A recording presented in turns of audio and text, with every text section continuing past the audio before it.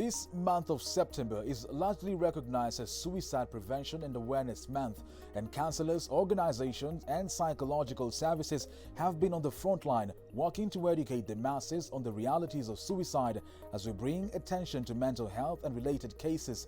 Today, we give a special focus and look through the lenses of those who have attempted suicide as we give you signs to look out for, the causes, and how to assist one who is contemplating suicide.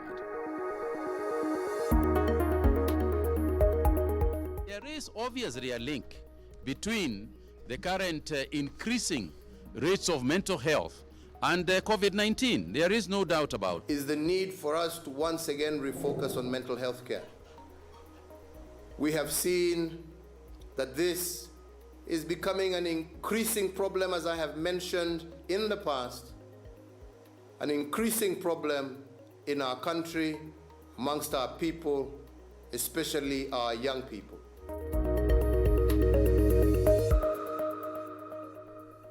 Welcome to Frontline. My name is Lincoln Wambogo. Now, more young people are attempting suicide according to a Ministry of Health report. Every day, 4 lives are lost to suicide in the country.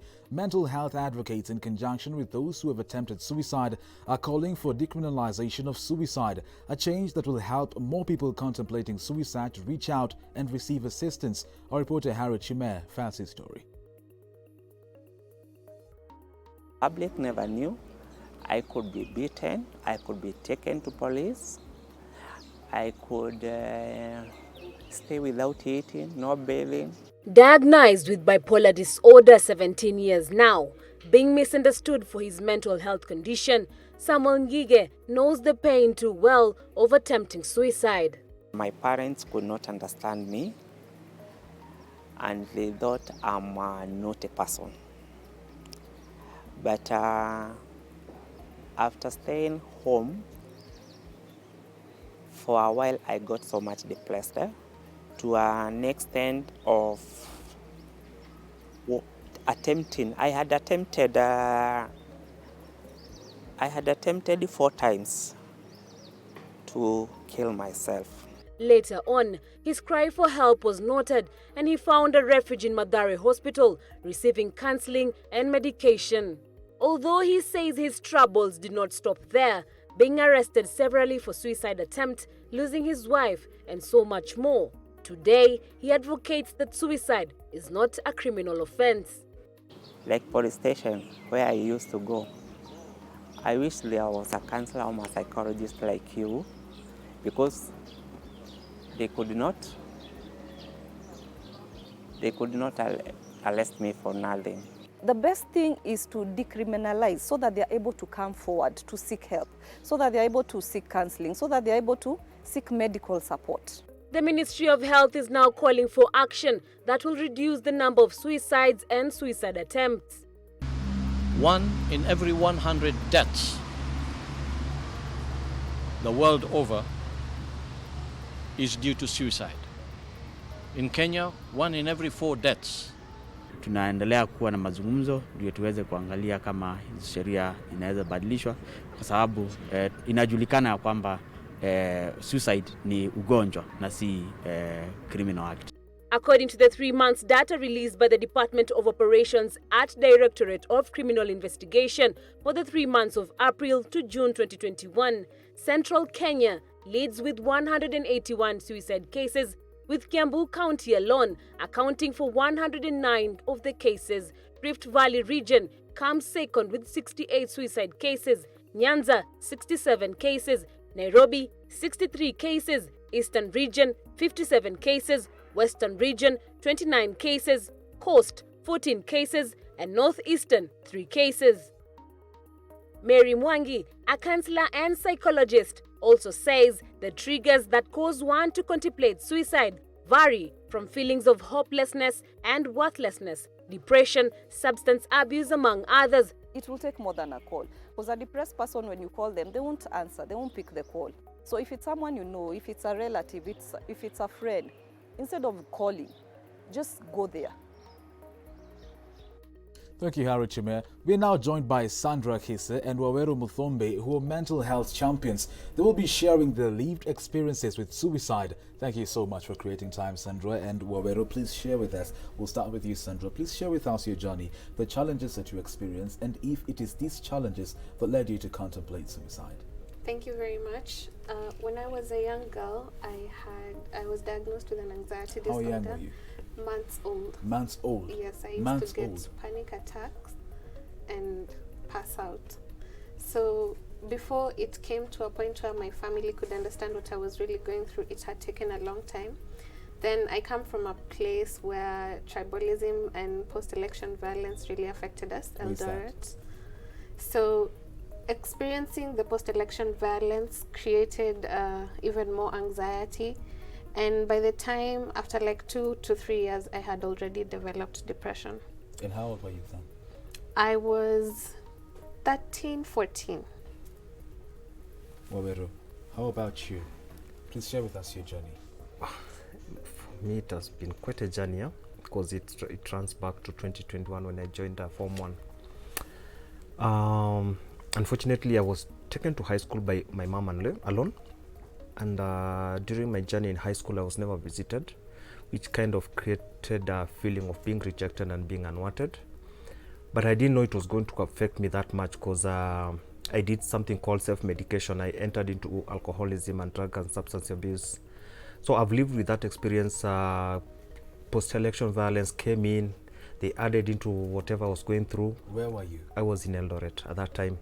And I remember my mom was then partially blind. She had issues with her leg. She couldn't move. It was quite a hard time for me. And I dealt with her alone, and I was still a young boy at the age of about 22 years. So after that happened, in 2008, I did attempt to take my own life, which was not successful. I tried to blow myself in the house using the gas that we normally have in the houses, which did not happen. In 2011, again, the feelings, you're trying everything out and it's not working out. And I did another attempt by trying to cut my veins to bleed out and die. That one again was not successful. And in 2015, after analyzing the other few episodes and watching the news, actually, you people, you need to look at the content that you put in regards to mental health. Because I got an idea from a story that was run on TV about hanging myself, and I articulated that idea and really actualized it. Thank God I did. Again, it did not succeed. So after the 2015 episode, that was in December, I was taken to a facility where I was treated, but unfortunately they only treated drugs and substance abuse. And they just mentioned about depression, and I was never treated with it. Till some few weeks ago, about 3 weeks, 26th of August last month, I had an episode. Again, I felt so suicidal, and the fact that I was self-aware, I took myself to the hospital. What hospital? I wouldn't want to mention it because it will touch a bit of the government, and it's a story that we are still following up. But I was mistreated again there because the government has not provided enough facilities to handle mental health. And the people I think who are there, I'll just say they are just a joke. Waweru, Sandra was diagnosed with a problem when she was months old. She used to get panic attacks. Were you ever diagnosed as a child? I was never diagnosed as a child, but the evidence was there. I was, withdrawn from the society. I was alcoholic. I was high-tempered. Those are some of the red flags that you see with someone with depression. Mm-hmm. But I was never diagnosed because I had no anyone who would took a clean or tried to follow up on me on how I'm doing and everything. So I was never diagnosed until 2016 January when I was taken to a rehabilitation center. But again, I think I was diagnosed, but it was never treated. Because 3 weeks ago is when I went to the hospital after the episode that happened at one of the facilities I wouldn't mention. And I was diagnosed with major depression. And from then I've been on medication. I'm still going to be on medication for quite some while because it's something that needs to be treated. But you see, in all these cases, it's just the fact that people never understood it, however how much I would send even the suicide notes, because I used to send SMSs and everything. The mentality that is there with the society is that whenever someone is sending such kind of SMSs is trying to seek attention, or is just, whether it's alcoholism that is disturbing or something else, they always look for something else. Something extra. Something extra that is not there. Instead of looking at it deeper, this person might be suffering. Thank you, Awero. Sandra, what transpired afterwards, after 2007, 2008? What sort of help did you seek? I love that he pointed out that diagnosis does not necessarily mean treatment, because I was having the panic attacks, and some people knew how to handle them. Others were completely ignorant. So it took a while before I actually got help. It took a very long time, actually. How long? Like 7 years. Oh my God. Yes. What was your cry for help? I did try telling people that I was not feeling well, but you know, with mental health, if you're not physically unwell, people don't really see how you could be unwell. And I did also try writing the suicide notes. I actually attempted suicide when I was in high school, but I'm glad that it was not successful. And before I actually did it, I tried seeking help from a friend and from the school matron, but they could not really understand the scope of what I was talking about. So I did try a lot. Actually, so many times when I told someone that I'm feeling suicidal, they would just give me solutions that would cover the surface, but not really the main problem that I was going through. And what was that main problem? Tell me about your recovery process. Okay, so when I finally understood that I was going through depression, and when I got diagnosed, I started now studying and trying to find more information. By the time I was able to get help after those 7 years, I was at a place where I could understand what I needed. But when I told people what I needed, like he said, people say you're an attention seeker. Others say you're too young. Why are you depressed? You don't have a reason to be depressed. So I did experience a lot of stigma and discrimination as well, because some people, when they heard what I was going through, they stopped relating with me in the way that they used to. Now, just to educate the masses, what can the government do? And what also, Sam, we've seen stigmatization in these cases. We've seen depression, what are some of the do's and don'ts, and what can the government do? And these do's and don'ts I'm talking about, what are some of the ones that people are not supposed to use? Attempted suicide. Attempted suicide. Let's start from there, because when you say it attempted suicide, you make it to be a criminal offense, which is not. This person is sick, he needs help. What's the alternative? Taking your life. Someone tried to take his life or her life through suicide or something else. When you say it attempted suicide, attempted murder, attempted, that's a crime. It's a crime. Yes. And in the real sense, this person is not a criminal. And I think that is the mentality that is there, and that's the reason why I was taken to a police station the other day. Because why were you taken to a police station? I don't know.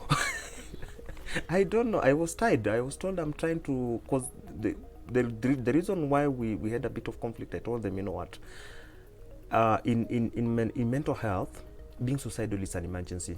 Just the same way you get someone from an accident and take him to an emergency room, he needs to be attended to first. Then you ask for everything else later. Being suicidal is an emergency in mental health. We have less than 30 seconds. Sandra, I'm coming to you. What should the government do? And what's the government not doing? The government needs to speak more openly about mental health and decriminalize suicide. Like he said, in Kenya, actually Kenya is one of the 25 countries in the world where suicide is a crime. If you attempt suicide, or if you try to take your own life and somehow manage to survive, you are now a criminal. You are liable to 2 years in prison, which is not really logical, because this is someone that needs help and proper health care. So this is something that the government can do, and also increase the budget that is allocated to mental health. I can say we are not really putting the emphasis that is needed on mental health. The government needs to stop associating mental health with the non-communicable diseases, because that is where the budget for mental health is. And you see, when you say non-communicable diseases, you also have cancer, which could take the bulk of that Yeah. money, you understand? So that is something that the government can do. Thank you, thank you. Thank you so much, Sandra Kisa and Peter Owero, mental health champions, for joining us and sharing your lived experiences as we continue creating awareness and bring attention to mental health related crises. We'll now take a short commercial break. Stay tuned.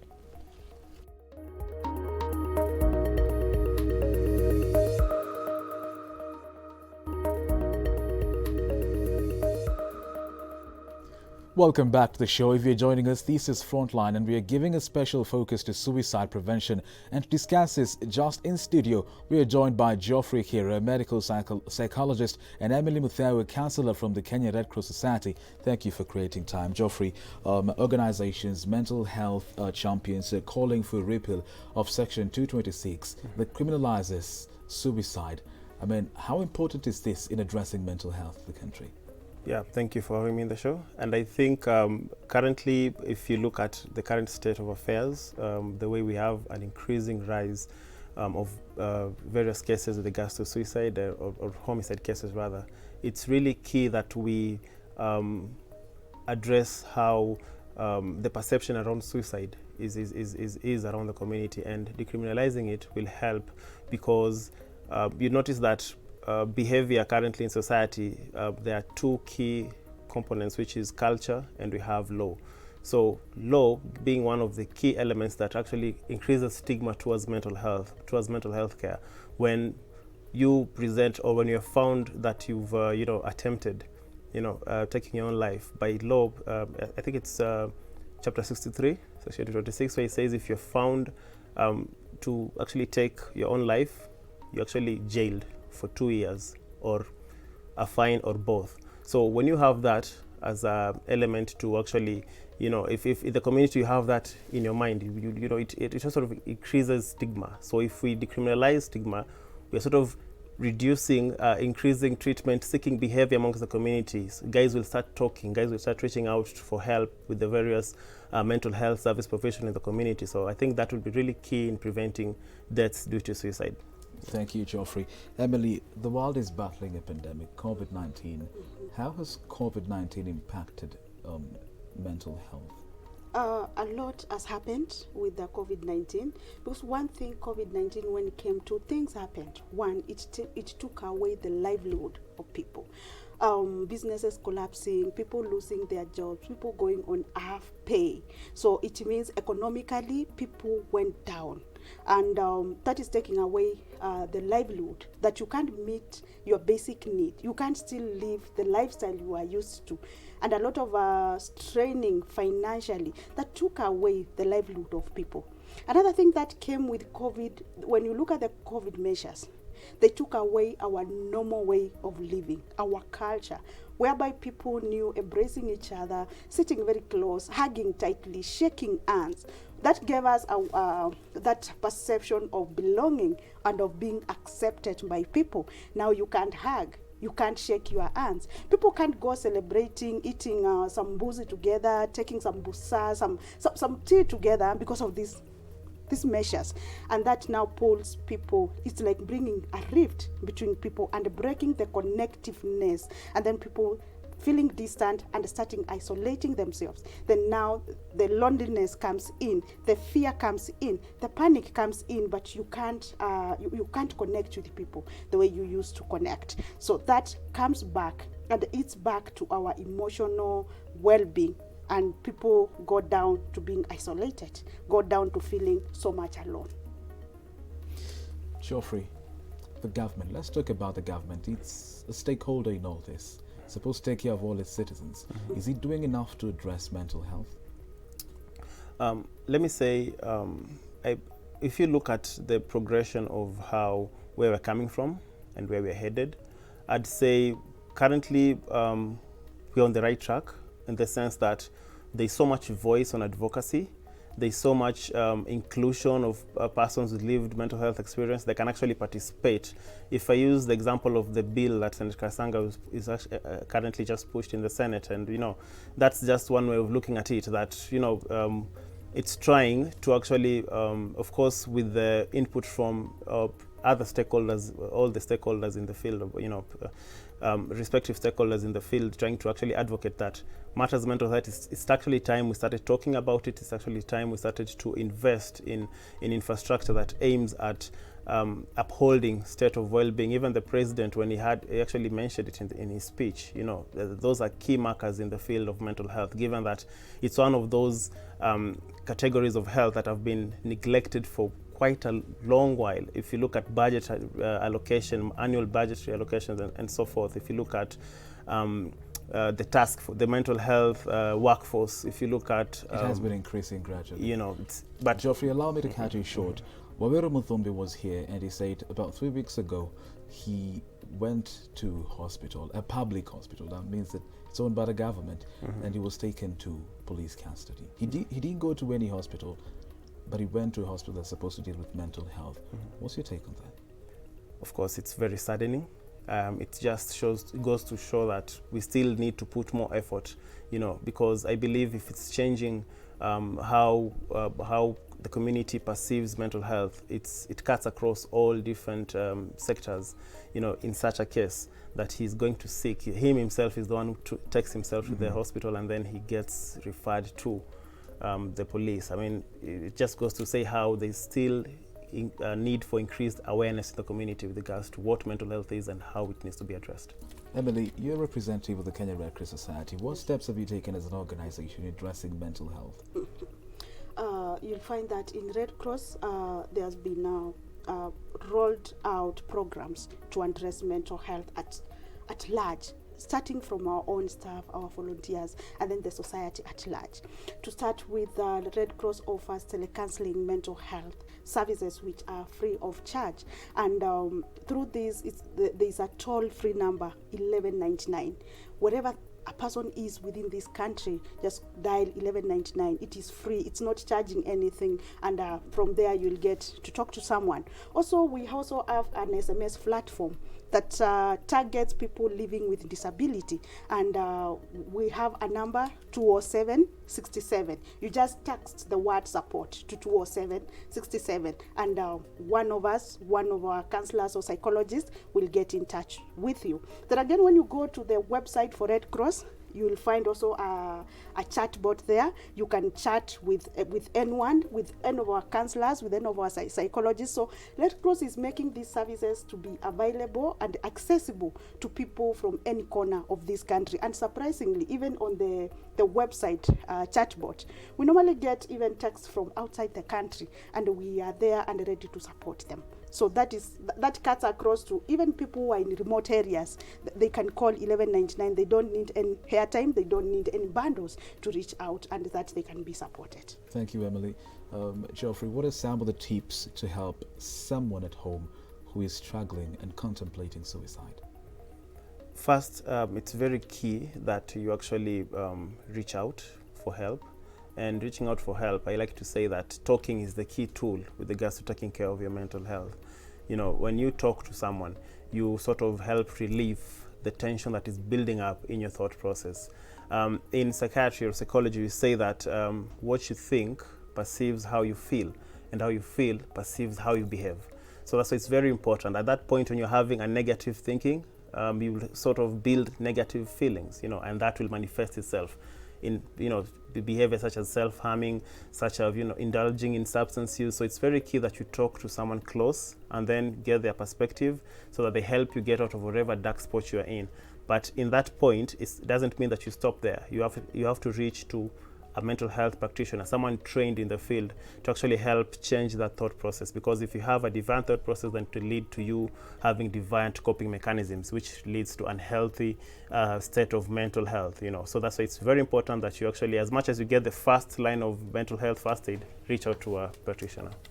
Thank you so much, Geoffrey Hero, medical psychologist, and Emily Mutheu, a counsellor from the Kenya Red Cross Society, for joining us and for giving us your insight. Remember, this year's theme for Suicide Prevention Month is creating hope through action.